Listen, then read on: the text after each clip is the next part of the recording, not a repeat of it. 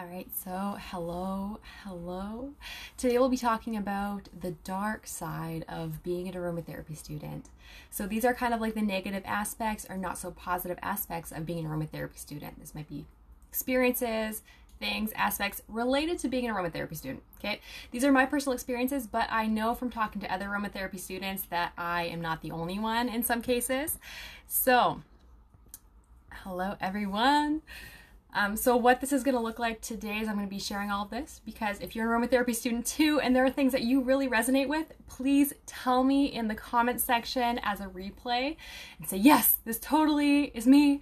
If you are not an aromatherapy student, I guess you get the behind the scenes, raw, authentic talk about the dark side of being an aromatherapy student. Ashley said this is going to be good. I am super nervous. I'm super nervous to kind of be talking about this, but I think it's important to have real, authentic conversations. So, if you guys have any questions while I'm talking, I will address it at the end. And thank you for sending those hearts. That's really nice of you guys when you click the heart. So, the dark side of being a aromatherapy student.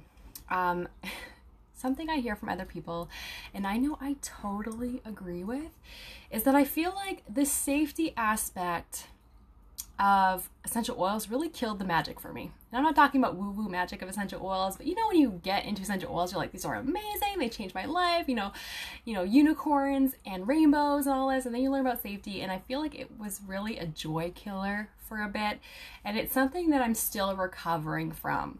I've heard other people say that, so if you know what I'm talking about, let me know.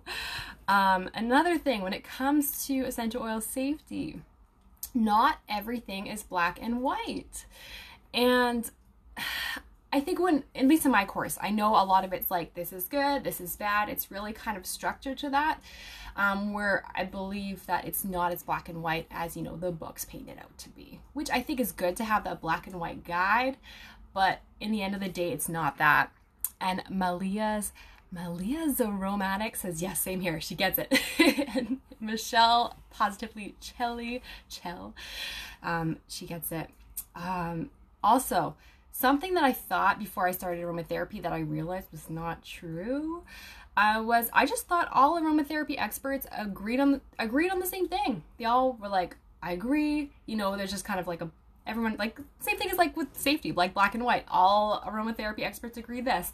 I learned that not all aromatherapy experts agree on the same thing, which sometimes can be really frustrating as an aromatherapy student because it's like, well, who should I agree with?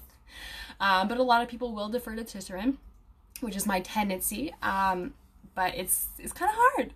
Another thing I think a lot of people may not know about me is that my second language is French. What does this mean? This means that I read different books on essential oils in French. It means that I listen to doctors in France. It means that I listen to aromatherapists in France. And, you know, in my courses, I'm learning a lot like, okay, this is that, you know, and, you know, we don't really negotiate those things. But then when I'm listening to other professionals, health professionals, aromatherapy professionals in France, I'm like, okay, this is not lining up. So that is kind of adds to the fact that not all aromatherapy experts agree. And Redemptive Living, Ashley, says every school seems to do different things. Yes. So Ashley, myself, Michelle, and Caroline are in a group chat with the aromatherapy students, and we're learning that we're not always learning the same things. I mean, how would I say that? There are things, of course, that we all agree on. Like, you know, there are some things that it's like, okay, this is generally accepted. Like, we know this is right and this is wrong. But there are other things that I just took for granted that everyone agreed on that they don't. So, you know, plot twist. It kind of blows my mind. Kind of throws some confusion into there. Next part is, in my courses, I know every school is different, kind of like what Ashley said, but every school is also different in case studies and learning and whatnot. And with my case studies, I have to justify why I choose the essential oils I do. For me, I know, look, I think this is a really awesome part of the program. It really shapes me to be a great aromatherapist in the future, which I guess I am now. But I'm not, it's really, a joy killer for me, because I'm an artist, I'm intuitive. I like saying like, I know this essential oil work, that's why I'm choosing it, but I have to justify and saying like, oh, this resource or this research backs it up. There's these chemical constituents in this essential oil, and it's like, oh my gosh, like I just want to be like, I know marjoram would work because I've seen it before, or I feel it, and you just know. So that was kind of like, for me personally, kind of a little bit of a joy killer. Okay, and then the last part, if you guys have seen my reel today about the 4 stages of being an aromatherapy student, so it's all overwhelming at first. Like, how am I gonna know this? I don't know if I'm, how am I gonna absorb this? And then it goes to like, I swear, like the first like few weeks, maybe in like a month or two, I was like, oh yeah, I like know everything about aromatherapy. Like I don't know, I just felt like I knew it all. And then I started seeing people use essential oils in a unsafe practice, or not best practices. And then I felt like I had to save everyone. And then the 4th step, which I think I'm at, which I will constantly be repeating, where the more I know, the more I realize I don't know. It's kind of like, if you guys have ever learned a language, it's like, here are the grammar rules, but this is the exception. And then this is the exception for the exception, and then the exception for the exception for the exception. So I feel like aromatherapy is really like that.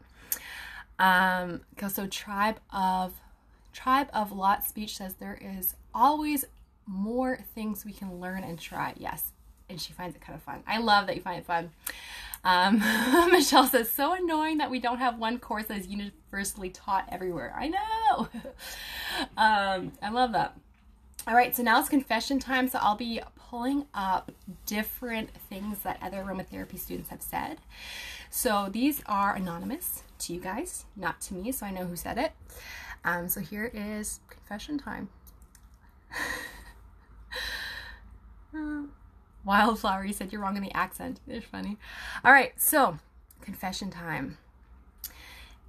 The negative parts, aspects of being an aromatherapist. This person says, always being asked all the oil things. Yes, I feel like the moment you are an aromatherapy student and you put that on your Instagram, you have all these questions coming in. Sometimes seeking advice that maybe should not, that I'm not, I cannot give, and also just advice like, hey, what about this? What about this? What about this?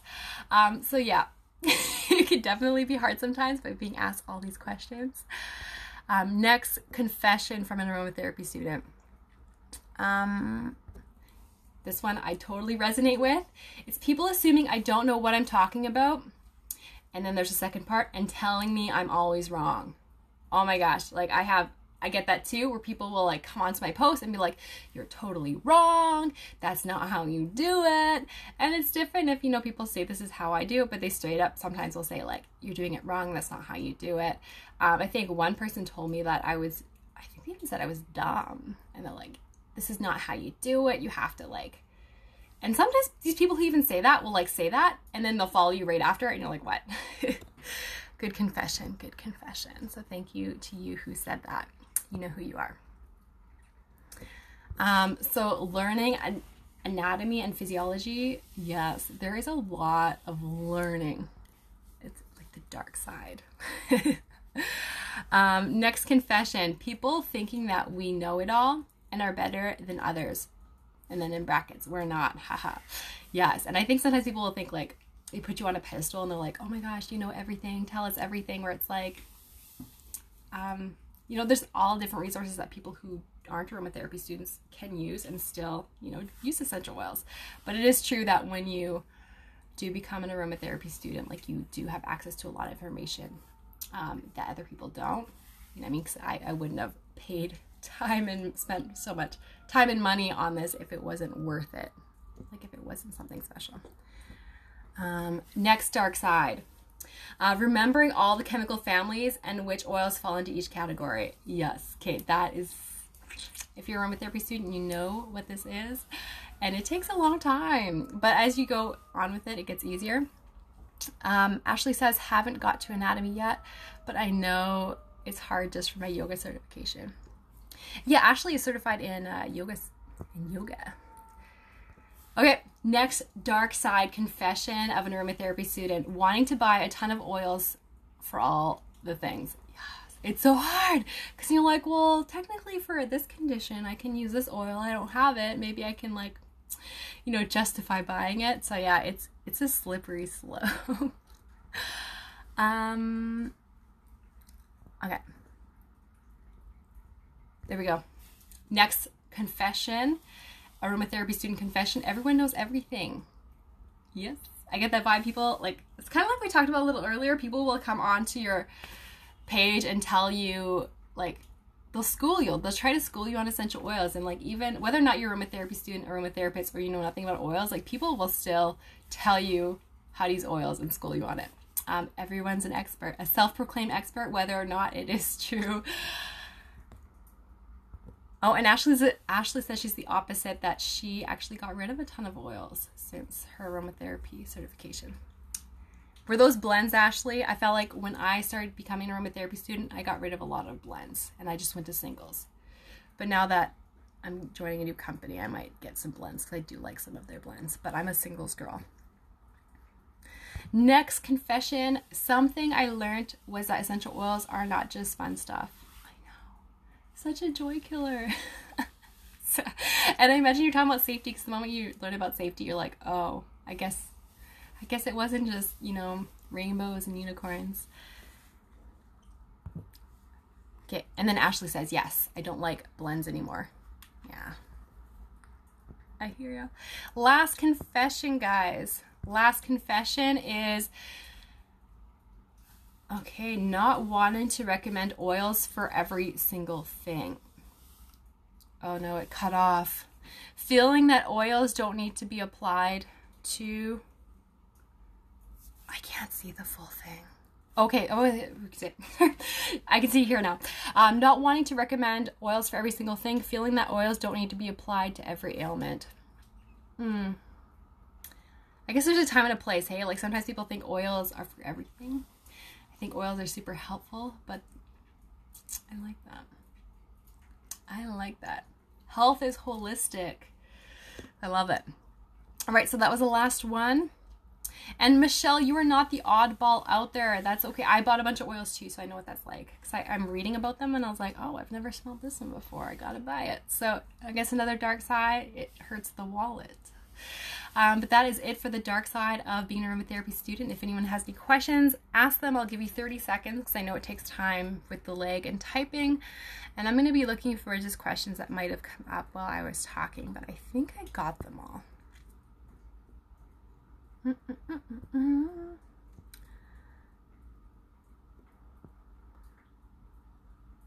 All right, I think it's done.